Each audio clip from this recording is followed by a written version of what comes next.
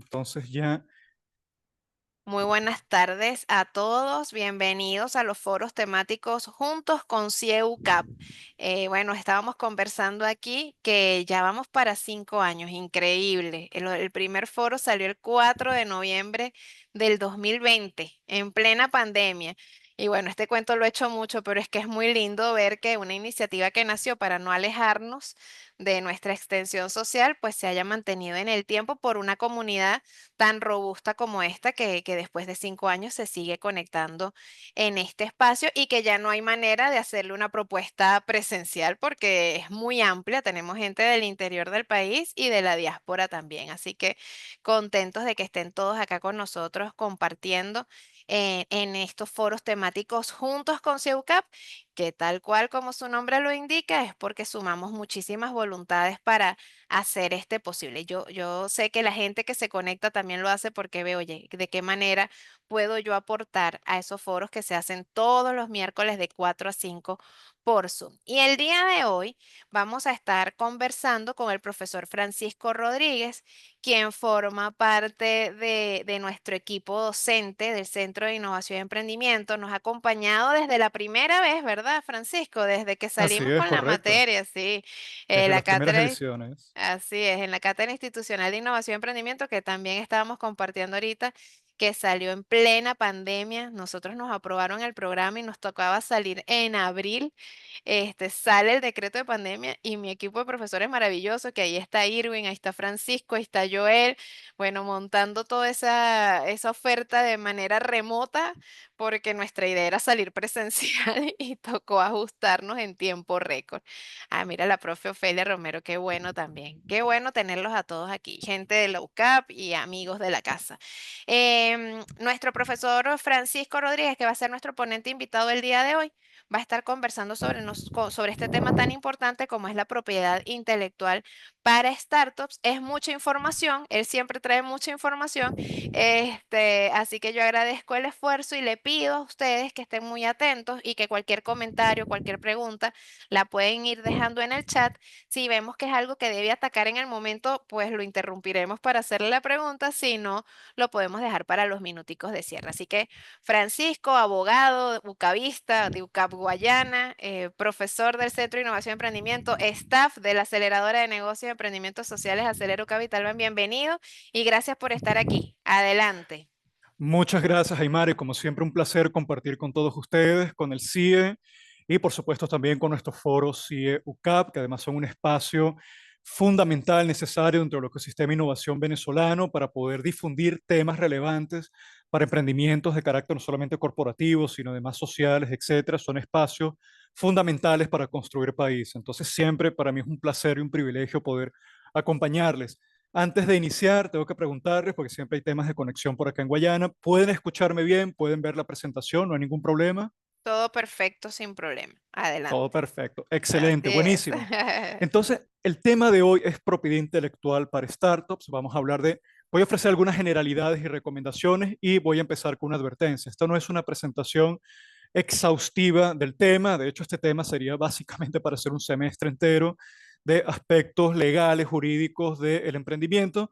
Es, vamos a decirlo, una abreboca, una especie de generalidades de vuelo de pájaro con el tema de qué debe tomar en cuenta los emprendedores desarrollando empresas emergentes o startups al momento de proteger su propiedad intelectual y debe tener una estrategia de propiedad intelectual, no solo para el mercado doméstico, sino también para la posibilidad de expansión. Toda startup necesariamente debe pensar también en términos globales aún en el inicio, no importa qué tan modestos sean los inicios, y eso forma parte también de la construcción de una cultura corporativa, gerencial bastante moderna. Esto no es solo un tema para abogados, estudiantes de derecho, es un tema para todos los que quieren construir modelos de negocio o modelos incluso también de iniciativas de carácter social que sean viables y sostenidas en el paso del tiempo. Entonces, estos son solo, digamos, un pequeño abreboca temático. Y voy a ofrecer algunas recomendaciones de qué pueden hacer las startups para proteger su propiedad intelectual, tanto dentro como fuera del país. Muy bien.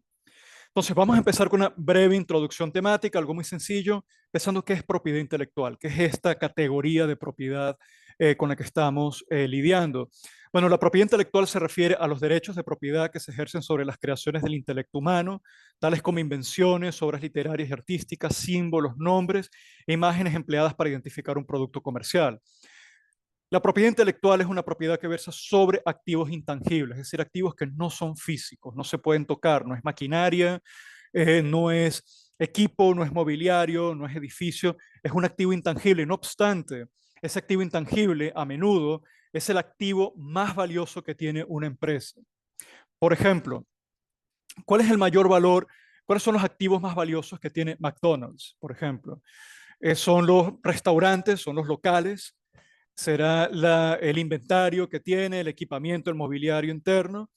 Francamente, si tú le quitas el logo de McDonald's y le pones el logo de Burger King o le pones el logo de Pizza Hut o le pones el logo de cualquier otra marca de comida rápida, el interior no cambia mucho. Realmente le puedes cambiar un poco los colores, etcétera. No parece, no hay nada dentro de un local de McDonald's que sea, digamos, extremadamente diferente a, a la competencia, excepto por algo. El logo de McDonald's, los colores institucionales y todo el trabajo de creación de marca. La marca es fundamental para una empresa y la marca incluso es lo que le permite a a una empresa, por ejemplo, poder cobrar un premium por sus productos. Por ejemplo, hablemos del caso de Apple.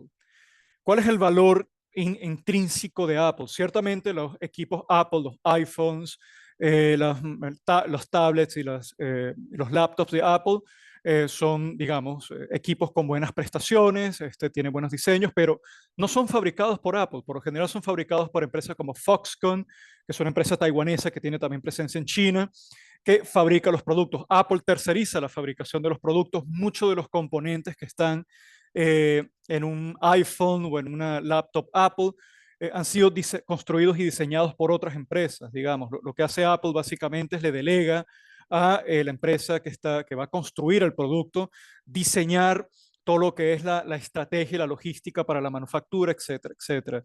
¿Qué diferencia entonces un iPhone de un teléfono Samsung, por ejemplo? Bueno, dos cosas. Uno, cosas que son inmateriales, el sistema operativo y la marca.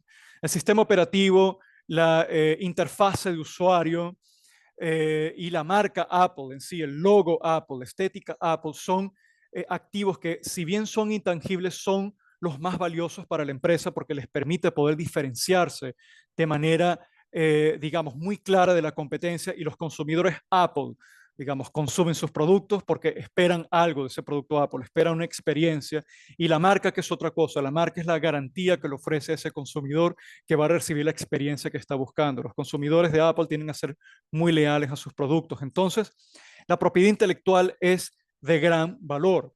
Ahora, la propiedad intelectual se divide en dos categorías fundamentales. Una es la propiedad industrial y otras son los derechos de autor. Entonces, brevemente, ¿qué es la propiedad industrial? La propiedad sobre marcas, sobre patentes industriales, por ejemplo, la patente de una invención. El caso, por ejemplo, del proceso Bayer para la fabricación de aluminio, eso se desarrolló, si más no me equivoco, a finales del siglo XIX.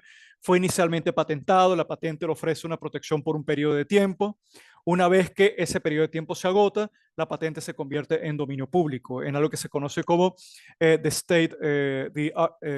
art of technique o el estado de la técnica, que se conoce en español, y puede ser entonces adoptado, imitado por los competidores, pero mientras dure la protección que ofrece la patente, la empresa puede licenciar esa patente a otros competidores y percibir, digamos, ingresos provenientes de lo que serían entonces los ingresos por licencia de patente.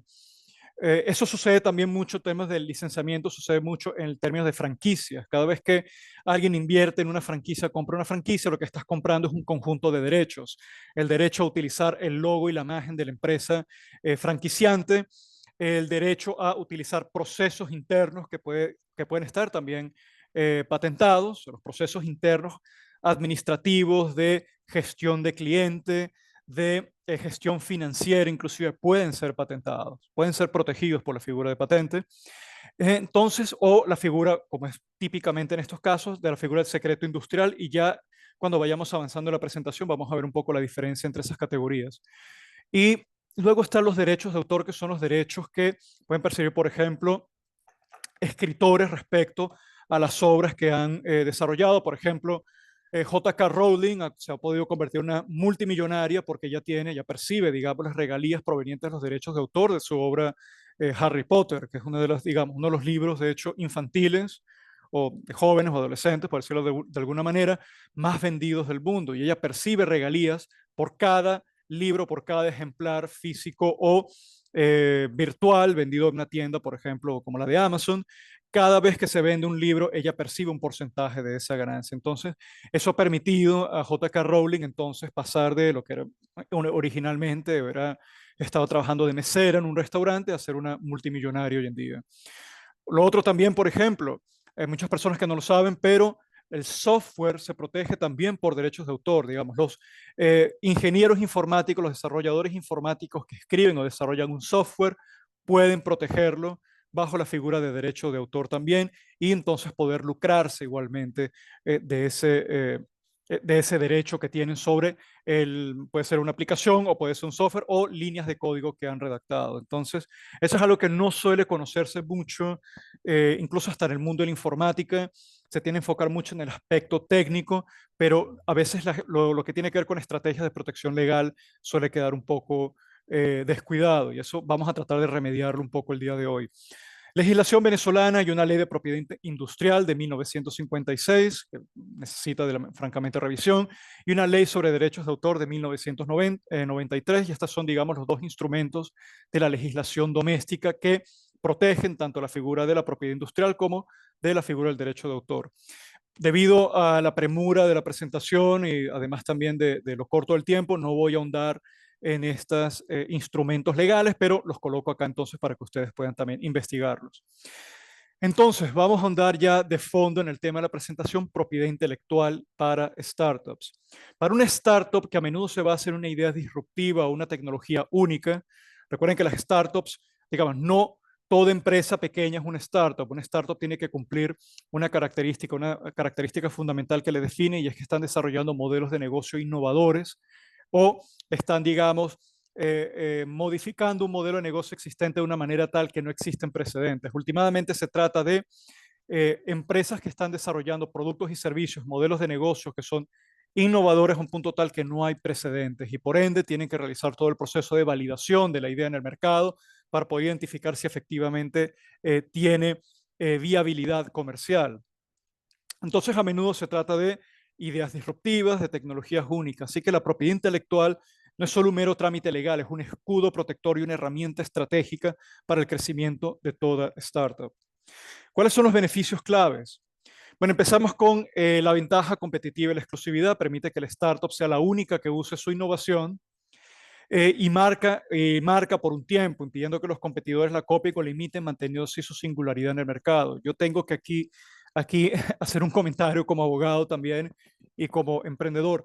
Realmente en Venezuela hay muy poca cultura de protección de propiedad intelectual. Vemos lo que son las copias serviles, o la así llamada también piratería. Digamos, es el pan nuestro de cada día en el mercado venezolano. Muchas veces eso a veces no es producto de la ignorancia, perdón, de la malicia, a veces es producto de la ignorancia de competidores que creen que pueden utilizar los nombres de marcas comerciales. A veces es un tanto inocuo el tema. Por ejemplo, aquí en la ciudad había un restaurante temático bastante conocido, muy simpático, que se llamaba Krusty Burger y estaba toda la decoración interna, todo se basaba, digamos, en los personajes de Los Simpsons. Era algo bastante, ¿cómo decirlo?, curioso y además un espacio, hay que decirlo, bastante simpático, pero hay un problema, es decir, los Simpsons los Simpsons, los personajes de los Simpsons, toda la historia de los Simpsons, toda la estética relacionada con los Simpsons, son marcas registradas pertenecientes a Matt Groening, que es el creador de los Simpsons y por ende tiene derechos de autor sobre todo lo que es los personajes, todo lo que son los guiones de los Simpsons, que ha sido también han contribuido otros guionistas también, pero en general todos los que son los personajes de los Simpsons, el diseño de los personajes, etcétera, está protegido por la figura de derecho de autor y esa figura está amparada por una empresa de responsabilidad limitada que ha creado Matt Groening, el creador de los Simpsons, para poder lucrarse de entonces las regalías por derecho de autor. Cada vez que Los Simpsons son transmitidos por una televisora, la empresa Matt Groening recibe un porcentaje de esas regalías. Entonces, evidentemente, aquí se trataría, disculpa, aquí se trataría del uso indebido de una marca, en este caso de una propiedad intelectual protegida por derechos de autor, que son los personajes de Los Simpsons. Por supuesto, Matt Groening no va, digamos, probablemente Matt Groening jamás se ha enterado de que hay un restaurante en la ciudad de Puerto Ordaz, en el estado Bolívar, que utiliza sus imágenes, no más que, por ejemplo, quienes pueden ser los herederos de Akira Toriyama, el creador de Dragon Ball, se va a molestar a demandar una restaurante o una hamburguesería, taquería en Ciudad de México, porque está utilizando una imagen de Goku o de Vegeta o etcétera. Es decir, estas estrategias de protección de propiedad intelectual también toman en cuenta, digamos, si es de vital importancia o no realmente operar legalmente. En estos casos, digamos, cualquier pérdida económica que pueda estar recibiendo, digamos, los herederos de Akira Toriyama o el propio Matt Groening por la utilización servil o en este caso la copia de un producto protegido por derechos de autor es mínimo y probablemente sería mayor el costo legal que cualquier otra cosa. Si es que acaso se alguna vez han enterado de que tal violación a sus derechos de propiedad intelectual ha sucedido, pero vamos a suponer que este restaurante que copia que utiliza elementos de la historia de los Simpsons, el personaje de los Simpsons, se llama ese más Krusty Burger, quisiera convertirse en una franquicia y expandirse a nivel internacional.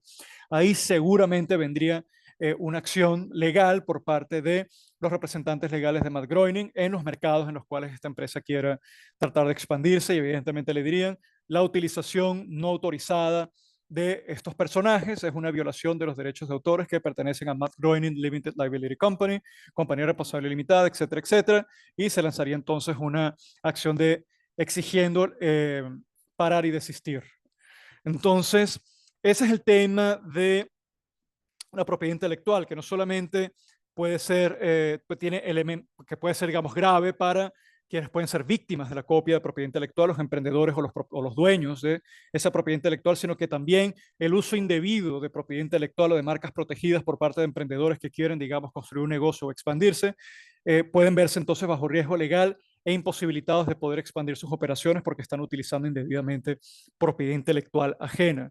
Tendrían que, en todo caso, entonces conseguir un tipo de acuerdo de licenciamiento y el licenciamiento de ese tipo de, digamos, de propiedad intelectual de personajes tan reconocidos o de marcas muy reconocidas, tiende a ser extremadamente costoso. Entonces, ahí está el tema de la ventaja de la competitividad y la exclusividad para los propietarios de la propiedad intelectual.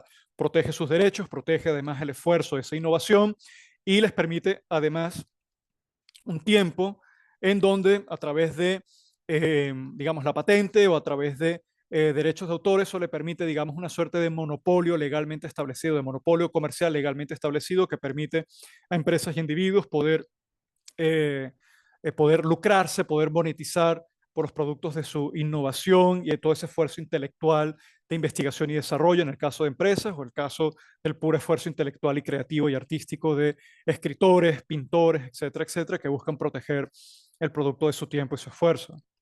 Una segunda ventaja de la que se suele hablar muy poco realmente es la atracción de inversiones y financiamiento. Los inversionistas, ya sean inversionistas ángeles o firmas de capitales de riesgo, ven en la propiedad registrada, la propiedad intelectual registrada, como un activo tangible que incrementa el valor de la empresa y reduce el riesgo de inversión. ¿Por qué? Incrementa el valor tangible de la empresa porque ya tienes, digamos, esa propiedad protegida y por ende ya tienes ese monopolio legalmente establecido, legalmente protegido por el Estado. Eso ya entonces incrementa considerablemente el valor de la empresa, el valor de lo que sería el fondo de comercio, que incluiría entonces obviamente la propiedad intelectual. Eso también informa tanto inversionistas ángeles como a firmas de capitales de riesgo que están lidiando con una gerencia, con unos founders, con unos fundadores que conocen bien estrategias legales de protección de la propiedad intelectual y además de eso que están preparando terreno para una posible expansión. Eso tiene, digamos, un enorme peso a la hora de que estos inversionistas ángeles o estas firmas de capitales de riesgo decidan invertir en una startup. Recuerden que no solamente están invirtiendo en un producto, un servicio, en propiedad intelectual, también están invirtiendo en un equipo. Así que es fundamental para quienes quieran ser, digamos, quienes tengan la ambición de constituir sus propias empresas y ser gerentes o parte de un equipo gerencial de una startup. Recuerden, proteger propiedad intelectual envía una señal positiva a potenciales inversionistas y además potenciales socios, aliados, etcétera, etcétera. Generación de ingresos adicionales. La propiedad intelectual puede convertirse en una fuente de ingreso a través de licenciamientos o franquicias, permitiendo a otros usar tu tecnología a cambio de regalías. Por ejemplo, no sé si han visto en algunas tiendas gorras, camisas, marca Ferrari. Pero Ferrari no es una empresa de moda, realmente no es una casa de moda, no es como Gucci, no es como cualquiera de las famosas marcas de ropa, marcas de casas de moda, sino que es una empresa que fabrica vehículos de alto desempeño. Entonces, ¿por qué habría de estar interesado Ferrari en tener camisas Ferraris y gorras Ferraris para poder venderlas en pequeñas tiendas boutique? También Ferraris. Estas son tiendas operadas directamente por la empresa. Usualmente no. Aquí se trata de alianzas con empresas de casas de moda o empresas especializadas en la distribución de vestimentas que, como entienden que hay valor en la marca Ferrari, que la marca Ferrari además tiene una especie de asociación con el lujo, hay algo aspiracional en el uso de una prenda con la marca Ferrari, saben que hay consumidores que de otro modo no podrían, digamos, alguna vez costearse un vehículo Ferrari de último modelo, pueden cuando menos, ¿cómo decirlo? Sentir parte de ese prestigio, participar un poco en esa comunidad de propietarios de Ferrari, aunque sea utilizando una gorra o una prenda que tenga la marca Ferrari. Entonces, esa es una manera en que la empresa puede entonces generar ingresos adicionales sin tener que no vengan de la venta de vehículos. Es una manera de capitalizar, de monetizar la reputación que tiene esa empresa. Y esa empresa además está además, digamos, su futuro financiero depende en gran medida del valor y el prestigio que tiene la marca Ferrari. Incrementa el valor de una empresa, digamos, al momento de la adquisición o venta, un competidor de mayor tamaño, por ejemplo, están diseñando una app de fintech y un banco está muy interesado en incorporar esa aplicación o esos servicios que ustedes están ofreciendo entonces para sus clientes y deciden, bueno, vamos a comprarte la empresa, pero además de eso, vamos a darte además un buen precio por ella. Pero ¿qué garantiza que una empresa esté dispuesta a comprar tu startup o tu scale-up a un buen precio? Bueno, que los activos de propiedad intelectual estén debidamente protegidos. Y si están debidamente protegidos no solo en el mercado doméstico, sino también en mercados vitales, que ya vamos a ver jurisdicciones de interés en el extranjero, eso constituye además la mayor parte del valor intangible del startup y eso puede inclinar la balanza decididamente para conseguir un precio por acción que sea particularmente atractivo. Defensa legal, por supuesto, otorga derecho de emprender acciones legales contra quienes infrinjan las creaciones y protege las demandas y protege, perdón, contra demandas por infracción de derecho de terceros. Por ejemplo, suele suceder en algunas, de hecho, suele suceder a veces que cuando emprendedores no han debidamente registrado sus marcas y están desarrollando, tienen tracción, están ganando clientes, etcétera, puede venir entonces un competidor, copiar directamente la marca o peor aún, tratar de registrarla como suya y luego demandar a la otra empresa, la empresa que originalmente había creado la marca pero no la había registrado debidamente, por el uso entonces de una marca que esa otra empresa de manera desleal entonces ha copiado y ha tratado de proteger registrándola. Eso por supuesto abriría todo un caso legal bastante complejo, donde la empresa que está siendo víctima de estas acciones maliciosas tendrían que demostrar que efectivamente son los creadores de la marca. Pero ¿cuál es el problema? Si no hay registro, eh, si no hay el registro de propiedad intelectual que viene con fecha, que viene, digamos, bien identificado dentro de los registros públicos, que en este caso sería la Superintendencia de Propiedad Intelectual o SAPI, eso hace bastante más difícil la defensa legal. Entonces, es un escudo legal que protege a los emprendedores para evitar que la competencia de manera desleal copie su imagen, copie sus logos y pretenda además tratar de lucrarse de la reputación que ustedes duramente se han creado. Entonces, hablemos de estrategias de protección, hablemos de qué podemos hacer para proteger entonces la propiedad intelectual de las startups. Bueno, la protección de la propiedad intelectual en una startup no es un acto único, no es un mero trámite, sino es una estrategia multifacética que utiliza una combinación de herramientas legales y contractuales. Y vamos a ver cuál es esa combinación de herramientas. Una estrategia efectiva de propiedad intelectual se construye en capas, asegurando que cada activo intangible crítico tenga la forma de protección más adecuada. Recuerden que una empresa puede crear distintas categorías de propiedad intelectual. Si está creando software para una aplicación, eso entra dentro de la figura de derechos de autor. Si está creando tecnología, procesos, eso entra dentro de la figura de la patente industrial. Si está creando imágenes, eso entra entonces, digamos, distintivos, eso entra dentro de la figura de marcas y distintivos. Si está creando un producto físico que tiene un diseño y una estética muy particular, eso entra dentro de la figura del diseño industrial. Así que una empresa puede generar todas las categorías de propiedad intelectual habidas y por haber. Entonces, ¿qué es lo que debemos hacer primero como emprendedores? Debemos identificar y registrar esos activos. Es crucial determinar qué activos de la startup son susceptibles de protección y registrarlo ante las oficinas competentes a nivel nacional o internacional. Como les repito, aquí en Venezuela es el SAPI.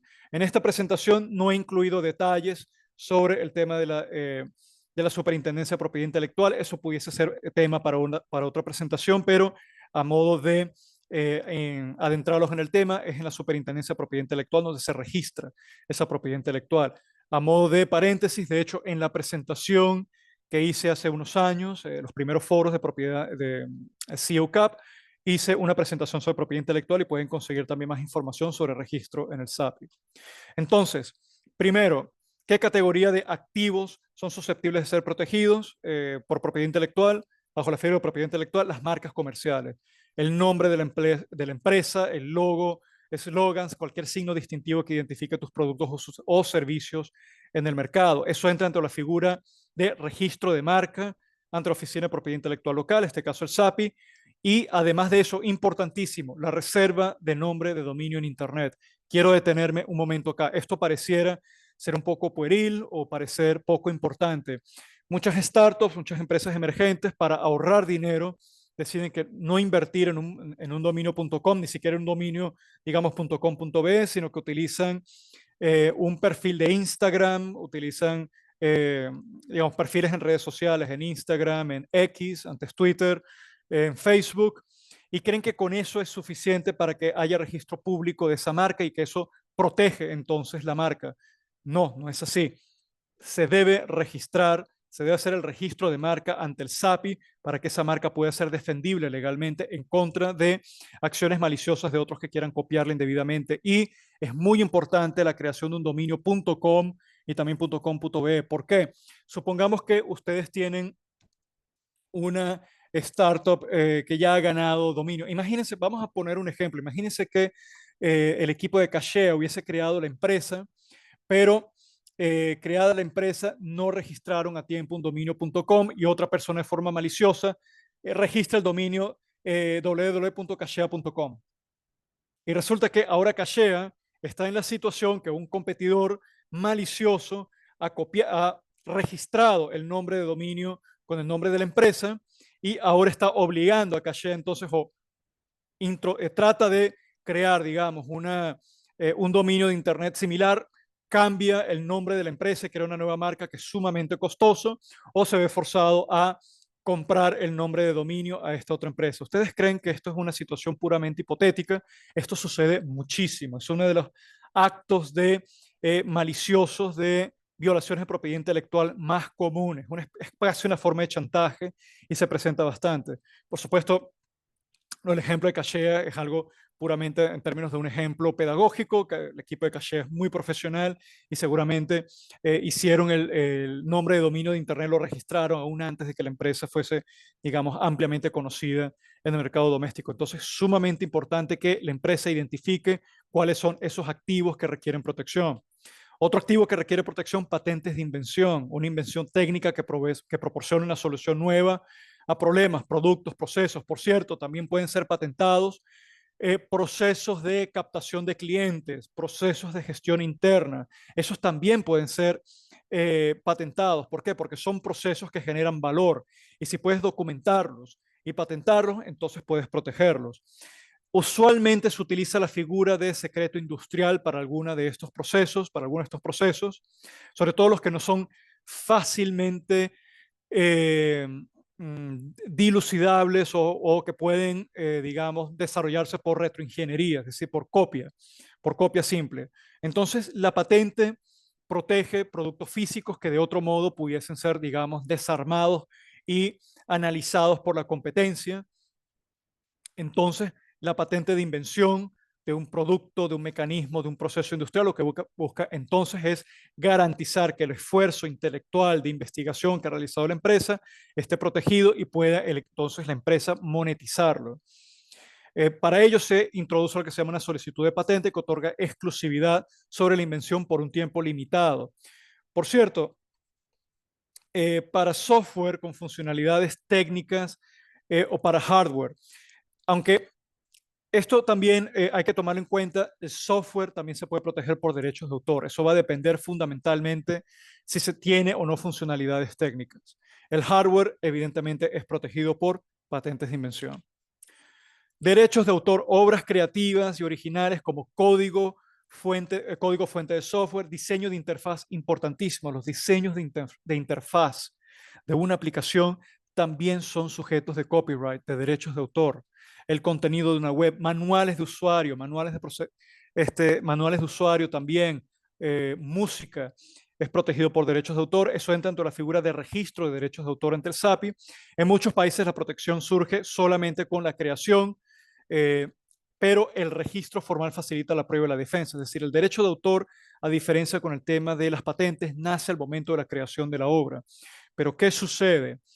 Que si no hay un registro legal, no hay un registro de derecho de autor, donde se identifica claramente la fecha de registro, eso puede dificultar bastante más la defensa legal y la protección de los derechos del autor contra copias serviles, contra, eh, digamos, actuaciones maliciosas en el mercado. Así que es sumamente importante ese trámite si se está buscando, digamos, que esta obra, esta creación del ingenio, ya sea de carácter artístico o software, en este caso, esté debidamente protegido y no sea copiado.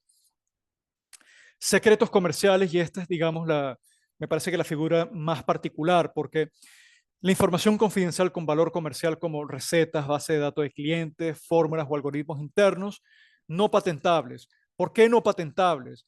Porque al momento de patentarlos tienes que revelarlos, es decir, para poder recibir protecciones como patente, para poder recibir ese monopolio legal que te otorga el Estado para poder monetizar la invención patentada, tienes que hacerlo público, tienes que revelar entonces el funcionamiento de la patente y además de eso tienes que hacerlo para su estudio por parte de los registradores de estas agencias o oficinas de patentes y propiedad intelectual que deben analizar si en efecto el invento patentado o el invento que se está pretendiendo patentar en efecto puede ser patentado. Pero ¿qué sucede si no queremos revelar información sensible respecto a, por ejemplo, fórmulas? Caso, por ejemplo, la fórmula de la Coca-Cola, esa fórmula no está patentada. Esa fórmula está protegida por la figura de secretos comercial. Eh, algoritmos internos que tampoco son patentados. Entonces, ¿cómo protegen las empresas esta información? Implementan lo que se conoce como contratos de confidencialidad y medidas de seguridad interna, por ejemplo, acceso restringido físico o cifrado para acceder al software. En el caso de la receta de Coca-Cola, solo hay un puñado de personas en todo el mundo que conocen la receta.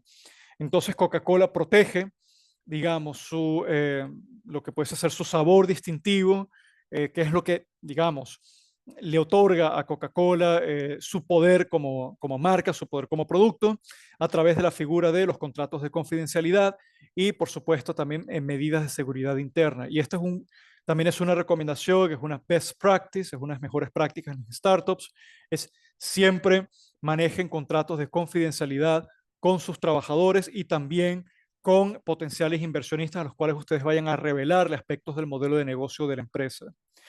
No vayan por ahí revelando información sensible de su empresa sin que medie un contrato de confidencialidad. Los contratos de trabajo en las startups usualmente tienen cláusulas de confidencialidad incluidas para precisamente proteger información sensible.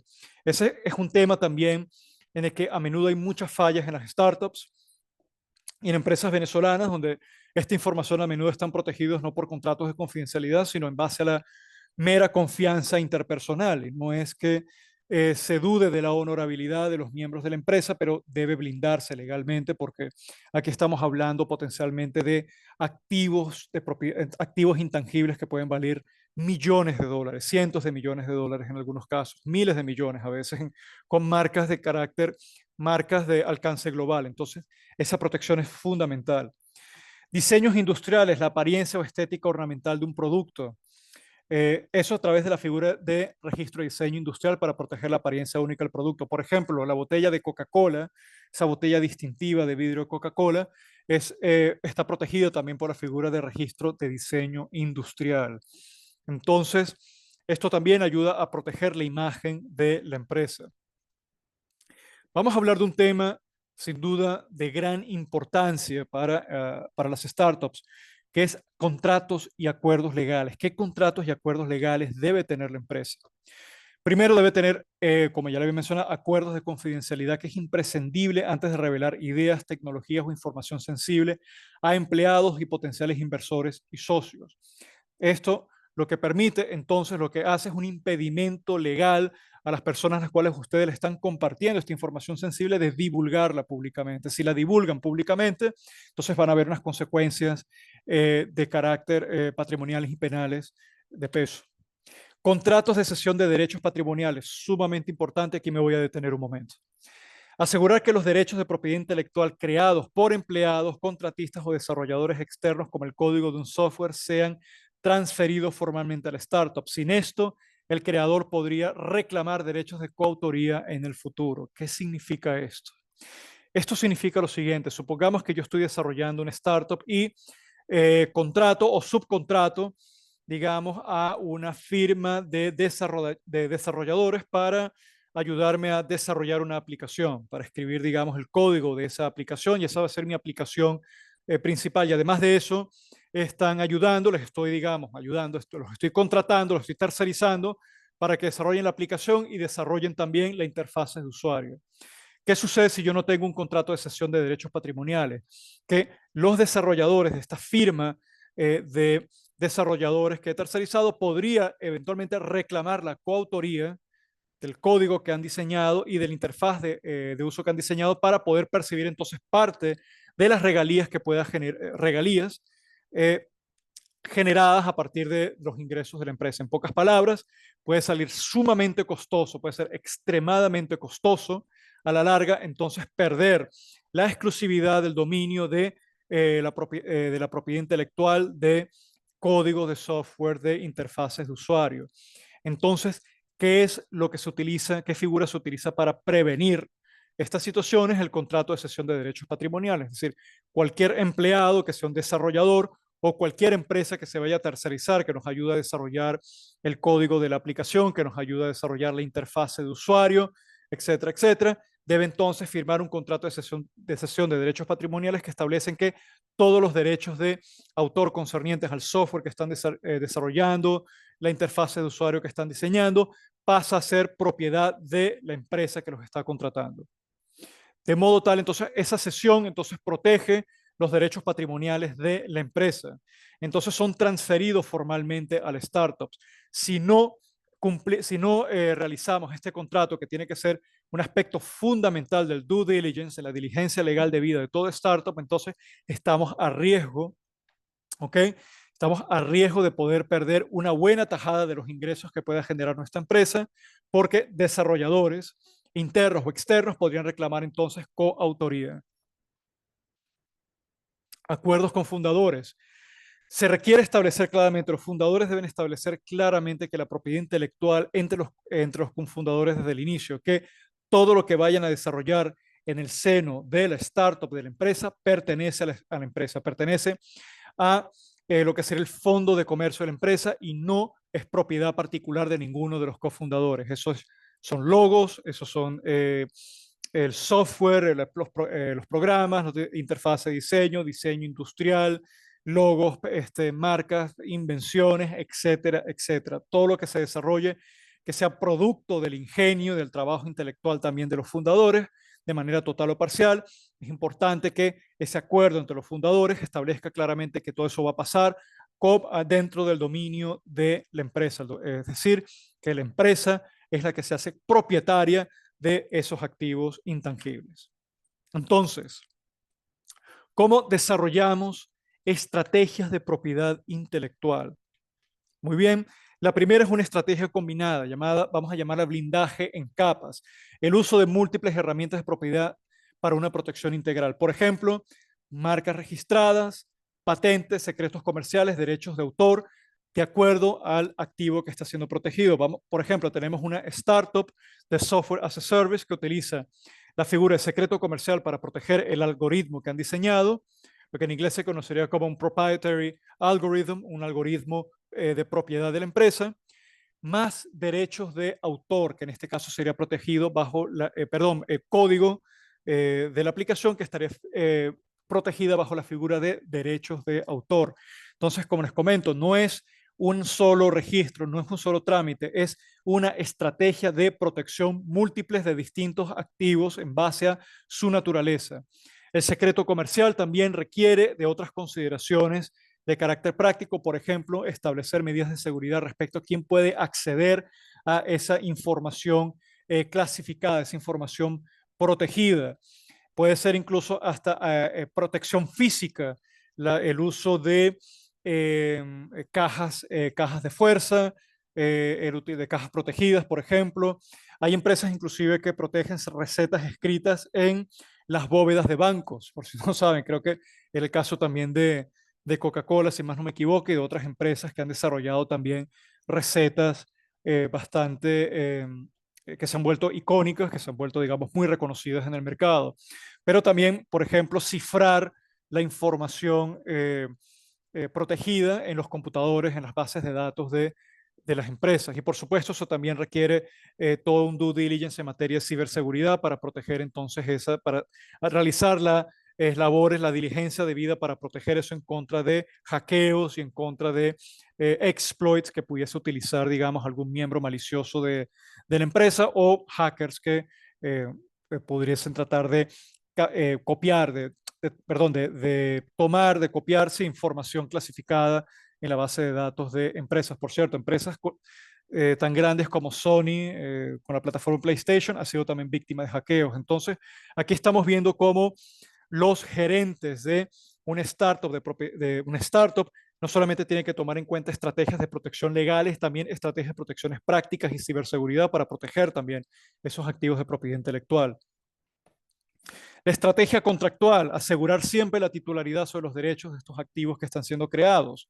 Usar contratos para prevenir la pérdida de propiedad intelectual y asegurar la propiedad del startup. Cesión de propiedad intelectual, por ejemplo, cláusulas que en inglés se conocen como work for hire o cesión total, con empleados, freelancers, fundadores y también con firmas que estén tercerizando, que eso establece claramente que se cede de forma total los derechos patrimoniales sobre las invenciones sobre digamos, los productos, los activos de propiedad intelectual que se pueden estar desarrollando como aplicaciones, código de aplicaciones, interfase de usuarios, etc. Por ejemplo, una startup puede incluir una cláusula de cesión total en su contrato con su desarrollador principal. El desarrollador principal entonces cede los derechos de autor que puede tener sobre los códigos que está creando. Esto es una práctica básica y fundamental en lo que se refiere a las políticas de contratación y las políticas de protección de propiedad intelectual que deben tener las startups. Acuerdos de no confidencialidad, proteger la información sensible. Por ejemplo, la de un NDA, un Non-Disclosure Agreement o un acuerdo de no divulgación antes de presentar una idea a un inversionista potencial. Por ejemplo, están en presencia de un inversionista ángel, están en presencia de una junta directiva de una firma de capitales de riesgo. Es fundamental que antes de presentar la idea, ustedes le presenten entonces ese contrato de no divulgación, esa cláusula de no divulgación rigurosa, tanto con el personal como con cualquier, digamos, actor externo que de alguna manera pudiese tener acceso a esa información. Estrategia de gestión y vigilancia, de monitoreo activo. Esto forma parte de un esfuerzo continuo que deben hacer las empresas para documentar, monitorear y asegurar los activos intangibles. Por ejemplo, las empresas deben hacer inventario de propiedad intelectual, mapeo de activos, registro de fecha de creación y prueba de cesión de derechos. Esto es fundamental para atar cabos e impedir que en algún momento del futuro puedan surgir entonces disputas con respecto a la propiedad intelectual de alguno de los activos intangibles de la empresa. Documentar cada línea de código quién fue su creador, la fecha de la cesión de derechos para una due diligence. Esto sí, esto tiene que ser muy descuidado. ¿Por qué? Porque es un trabajo ciertamente pesado. Es un trabajo que muchas startups suelen tercerizar a firmas legales especializadas en esta área, pero es un trabajo que es ineludible y en mi opinión es fundamental, y no solamente fundamental, sino que además forma parte de buenas prácticas gerenciales. Tendemos a limitar la parte gerencial exclusivamente a la gestión financiera, pero la parte gerencial también tiene que ver con estrategias de protección legal. La vigilancia, monitoreo solicitudes de marcas y bases de datos de patentes de la competencia para evitar que éstas estén infringiendo en la propiedad intelectual de nuestra empresa. Entonces, presentar, si eso sucede, presentar una oposición si la competencia intenta registrar una marca similar. Una oposición, en todo caso, sería un envío también de una solicitud de cesar y desistir a la empresa que esté utilizando indebidamente una marca protegida que nos pertenezca, o en todo caso que esté tratando de crear una marca que sea tan similar a la nuestra que pueda generar confusión, que eso también es otra forma maliciosa de tratar de generar ganancias. Es si no pueden por completo copiar de manera servil otra marca, lo que hacen entonces es crear una muy similar que pueda generar, digamos, ambigüedades o dudas en el consumidor. Controles de seguridad, lo que les había mencionado hace un rato sobre el tema de digamos, las prácticas, las buenas prácticas gerenciales en materia de protección y control de información sensible. Restrinjan el acceso a todo lo que es la información sensible, sea por ejemplo algoritmos, sea en el caso de, digamos, clientes, lista de clientes, por ejemplo, procesos internos protegidos para solo, fijan solo a personal que ha sido debidamente autorizado y que además de eso está bajo obligaciones contractuales de no divulgar esa información sensible. Otra cosa, limitar, por ejemplo, el acceso al algoritmo central por ejemplo, eso lo hacen las redes sociales como, por ejemplo, Instagram o Facebook o X, que deben limitar el acceso al algoritmo central solo al equipo principal. Esto se conoce también como una estrategia de need to know basis. A veces, cuando se está manejando información muy sensible, lo que se hace es que se compartimentaliza el acceso a esa información de manera tal que solamente la maneja quienes deben manejarla, pero se mantiene, digamos, restringida para el resto de la organización. Esto para evitar fugas de información sensible. Y finalmente, internacionalización, que es, digamos, el propósito fundamental de toda startup, es convertirse en un scale-up, es escalar y llegar a otros mercados. Entonces, la propiedad intelectual es un activo crítico para las startups, pero su naturaleza territorial presenta un desafío para la expansión global. Un registro en el país de origen no ofrece protección en el extranjero.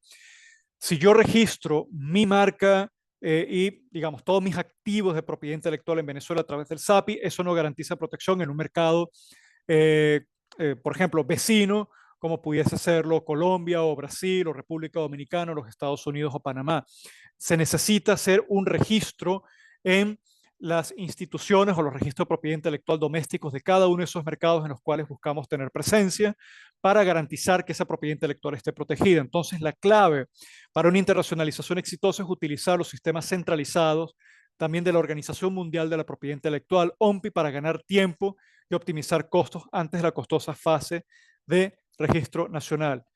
Pequeño paréntesis acá, la OMPI, la Organización Mundial de Propiedad Intelectual, forma parte del sistema de Naciones Unidas, es la que se encarga de todo lo que tiene que ver con la regulación internacional de la propiedad intelectual. Primero, solicitud de prioridad.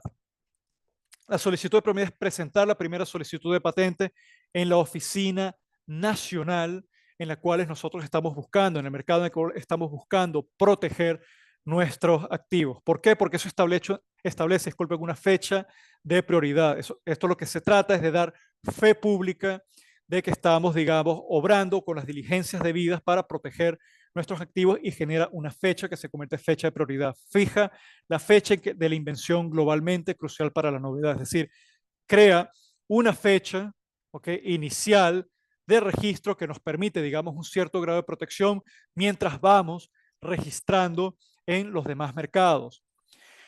La presentación del PCT. El PCT es el Tratado de Cooperación en Materia de Propiedad Intelectual. Es un tratado que forma parte, digamos, que que forma parte, digamos, de los acuerdos de la OMPI, y establece que dentro de los 12 meses después de la fecha de prioridad, presentar una única solicitud internacional ante la OMPI, ante la Organización Mundial de Propiedad Intelectual. ¿Qué hace eso? Un aplazamiento de decisión de 30 a 31 meses. La solicitud es válida en más de 150 países, extendiendo el plazo para elegir las jurisdicciones nacionales. Esta es una estrategia que lo que nos permite es ganar tiempo mientras vamos entonces haciendo todas las gestiones legales debidas para poder registrar entonces nuestra propiedad intelectual en los mercados de interés. Entonces, primero, registramos en nuestro mercado doméstico, eso da una fecha de prioridad, luego presentamos entonces eso se hace una solicitud internacional y esa solicitud internacional nos permite un plazo del tiempo de 30 a 31 meses aproximadamente, en las cuales digamos, nos permite un cierto grado de protección mientras vamos registrando esa propiedad intelectual debidamente en los mercados domésticos en los cuales nos vamos a extender. Por ejemplo, yo registro en Venezuela en el SAPI, eso genera fe pública y genera una fecha de registro. Luego hago la solicitud internacional, eso me ofrece, digamos, amplía un plazo de protección que me permite entonces identificar en cuáles van a ser, digamos, los mercados en los cuales yo voy a expandirme, tener los recursos necesarios para ello, la estrategia legal debida, el equipo para ello, tener un inventario de los activos que voy a proteger, bajo qué figuras, y ahí entonces poder proteger entonces mi propiedad intelectual registrándola en Colombia, en Brasil, los Estados Unidos, en Panamá, en la Unión Europea, etcétera, etcétera. Búsqueda internacional. La OMPI, de hecho, puede realizar una búsqueda exhaustiva del estado de la técnica, es decir, si un invento es nuevo y emite una opinión escrita, y esto ayuda también a la hora del registro de propiedad intelectual. Hay una evaluación de viabilidad y mercados, que esto permite al startup evaluar si realmente lo que ustedes están, o lo que la startup ha presentado, lo que está buscando proteger bajo la figura de la patente, es realmente, digamos, puede ser realmente protegida como patente y por ende eso va a incidir en cuáles son las probabilidades reales entonces de tener éxito comercial. O si por el contrario, a través de los trámites hechos en la Organización Mundial de Propiedad Intelectual o incluso también en base de las determinaciones establecidas por los registradores de propiedad intelectual domésticos, establece que el invento que han presentado no es lo suficientemente innovador para poder ser patentado, sino que entra más bien dentro de la figura de lo que se conoce como el estado de la técnica, que es, digamos, tecnología o conocimiento que es de dominio más o menos público, para decirlo de ese modo. Entonces ya la viabilidad comercial de explotar ese invento se reduce considerablemente a un punto que probablemente ya no sea viable comercialmente, y eso permite entonces ahorrar trámites que de otro modo se hubiesen realizado en otros países. Entonces, es fundamental hacer esto para poder determinar la patentabilidad de nuestros inventos. Y fase nacional de registro, precisamente dentro de ese periodo de 30 a 31 meses, la startup debe elegir países específicos en donde quiere la protección y presentar solicitudes en cada oficina nacional. Y esa decisión también es decisiones basadas en información y capital. Por ejemplo, la startup, ya con esto la startup ha tenido 3 años para validar el modelo de negocio, para obtener financiamiento. Además de eso, si está realizando todas las labores debidas de protección de propiedad intelectual, es mucho más fácil recibir financiamiento y también la de recibir una opinión legal fundamentada tanto por asesores legales como también los registradores de propiedad intelectual. Cerramos entonces con el tema del sistema de Madrid, protocolo de Madrid, que es, digamos, un protocolo para registro de marcas. La startup debe tener una solicitud de registro de marca en su oficina de propiedad intelectual local y establece la base legal de la marca. Se puede presentar una solicitud internacional de protección de marca en la OMPI, designando los países o regiones donde se busca protección. Y eso se presenta en un idioma y se paga una sola tasa base.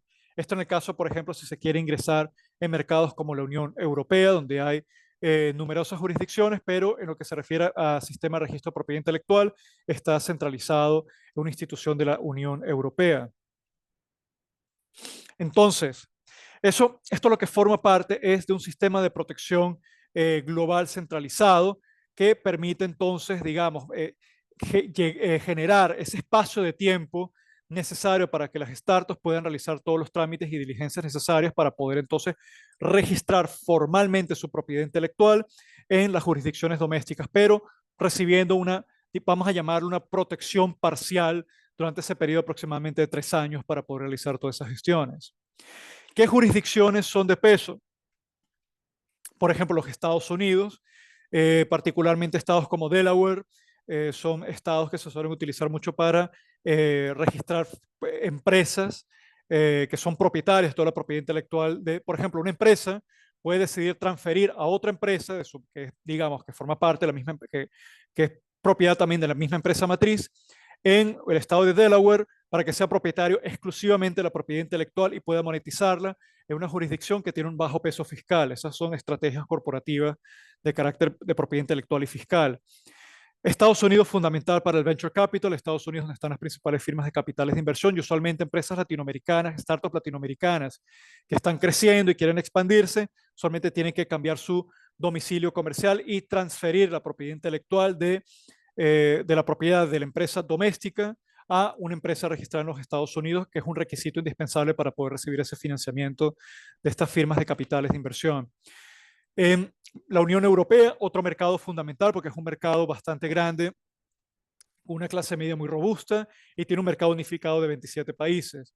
Se registra con el registro de marca de la Unión Europea ante la Oficina de Protección de Propiedad Intelectual Unificada. Y también está la Oficina Europea de Patentes y más recientemente que la figura de la patente unitaria. En China, ¿por qué China es una jurisdicción fundamental para esto? Porque se están creando un producto físico que tiene que ser fabricado a escala, también puede ser materia, como productos electrónicos, línea blanca, etcétera.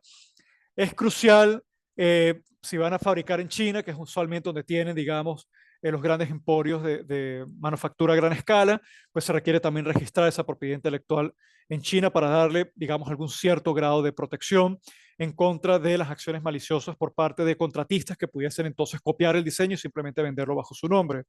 Es una protección temprana y agresiva de patentes debido al riesgo de imitación, sobre todo por una empresa en la cual se le está tercerizando la manufactura, que conoce muy bien el funcionamiento técnico y la operación y el ensamblaje de este producto y por ende les sería muy fácil copiarlo. Entonces es necesario ante el registro de propiedad intelectual de China registrar entonces también esa propiedad intelectual para evitar su copia servil.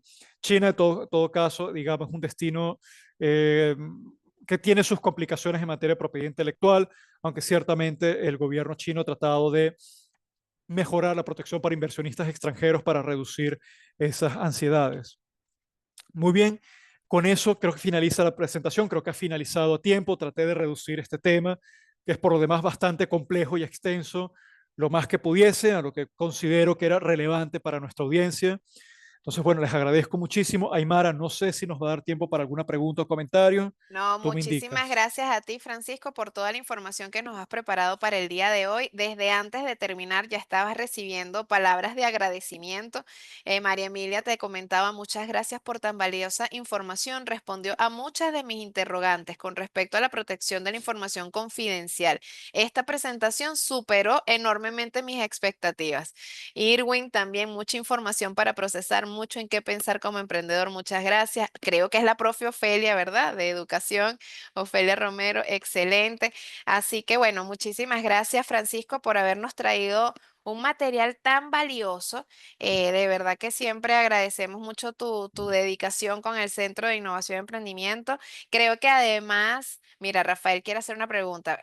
Vele escribiendo mientras voy agradeciéndole aquí a nuestro amigo Francisco que nos acompañó hoy. Rafael, estamos pendientes de ti, que se conectó desde Barinas, según lo que vi más arriba en el chat.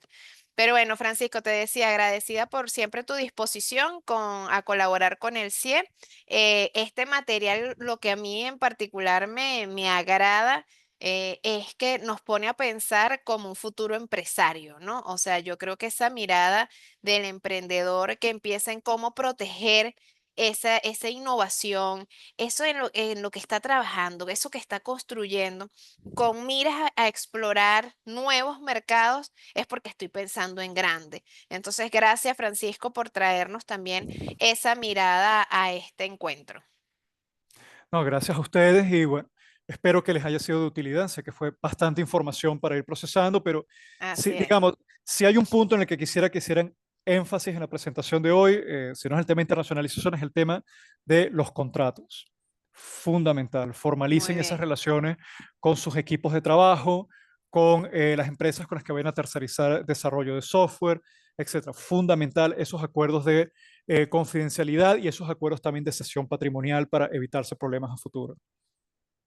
Recordarles que en el chat tienen el formulario de satisfacción. Muy importante que lo rescaten para que puedan completarlo. No importa que se conecten con nosotros todos los miércoles. Cada miércoles tenemos que llenar nuestro formulario de satisfacción por cada uno de los foros en los que participamos. Dice... vamos a ver que hay varias preguntas que surgieron. Abraham Lugo, buenas tardes. Voy cerrando porque si estamos sobre la hora. Diría, Francisco, si puedes ver poniendo en el chat tus redes por donde ellos te podrían contactar y recordarles que esto queda alojado en el canal de YouTube de la UCAP, ¿ok? Pueden buscar este foro la semana que viene.